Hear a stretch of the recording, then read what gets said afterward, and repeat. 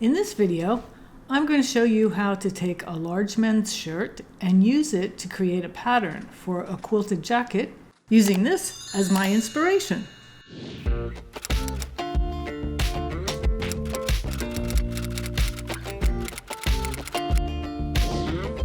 The easiest way to do this is to seam rip the shirt apart and use the pieces as patterns, but I wanted to keep this shirt intact, so I traced the individual pieces without destroying the shirt itself. So let's get started. I'd recommend using a shirt which is large on you. I wanted to be able to wear this jacket over a sweater, so I tried the shirt on with the sweater underneath to make sure it would fit. While I had the shirt on, I marked how long I wanted the body and the sleeves of the jacket to be using safety pins.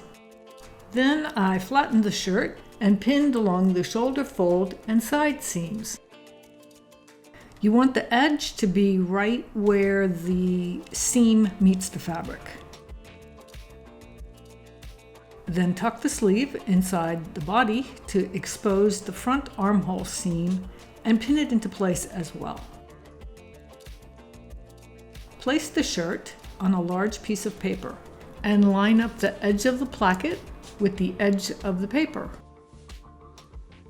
If you don't have drafting paper, gift wrapping paper works really well too. Since the edges of the quilted jacket will be bound with fabric, you don't need to add seam allowance to the placket or hems of the body and the sleeves. Start by tracing along the shoulder fold. If your shirt has a yoke, like mine, trace along the fold of the shirt, not along the seam of the yoke. Next, trace along the neckline up to the shoulder fold. This doesn't have to be exact because it's going to change later. Draw along the side seam, starting at the hem mark and going up to the armhole. Continue tracing around the front armhole until it meets the shoulder seam.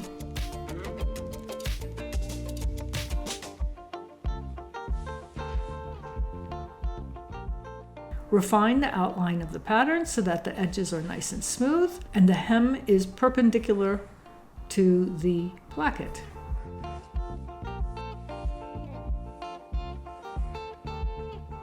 Make sure the top of the sleeve is at a right angle to the shoulder so that the top of the sleeve doesn't have a peak. Since the jacket is going to have a V-neck collar, trace from the collar to the placket and connect them with a gentle curve. You can also add another curve along the bottom of the placket to make it easier to sew the binding around the neck opening. Then add seam allowance to the shoulder, armhole, and side seams. I added 1/2 inch, but you may want to add more or less depending on your preference. Make sure the top of the shoulder and the underarm seams are at right angles to allow for proper seam allowance. And then cut out your pattern. And don't forget to label it. I usually write something like this: jacket front, cut 2, and add an arrow for the grain direction, which in this case is parallel to the placket. Repeat the procedure for the back, making sure to keep the shoulder seam pinned down so that the back is the same as the front.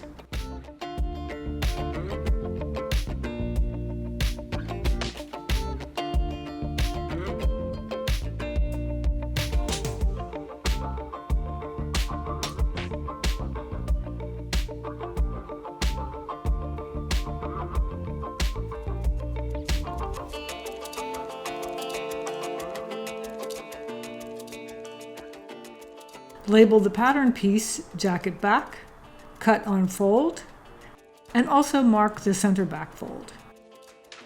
Finally, compare the back pattern piece with the front to make sure the shoulder seams and side seams are the same length, and adjust them if necessary.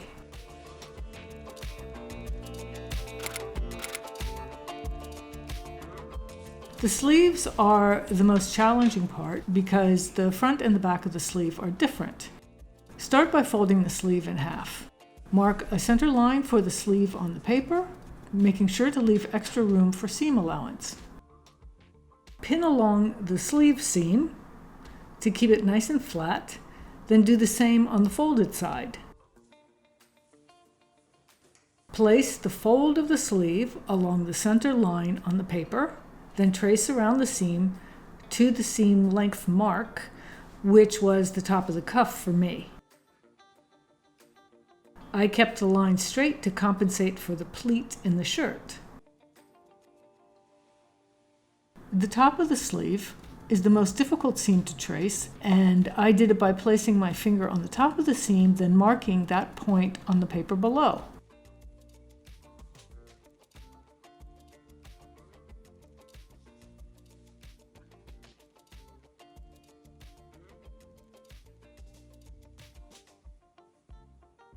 And finally connecting all the marks together. Flip the sleeve over and place it on the fold on the opposite side of the center line, and repeat the process on the other side. Then draw a line for the hem perpendicular to the center line. Add seam allowance to the sleeve head and to the underarm seams. Again, I used a 1/2 inch. There's no need to add seam allowance for the hem of the sleeve, as the raw edge will be covered with a seam binding. And then cut out the pattern piece. Label it jacket sleeve, cut 2, and the grain line is the same as the center line. Drape is not exactly important in a quilted jacket, but the guidelines are also helpful for lining up patterns if your fabric has them. Mine had quilted rectangles, so I made sure they lined up with the fold lines. Also, make a note which side is the front and which side is the back of the sleeve on the pattern, because they are different.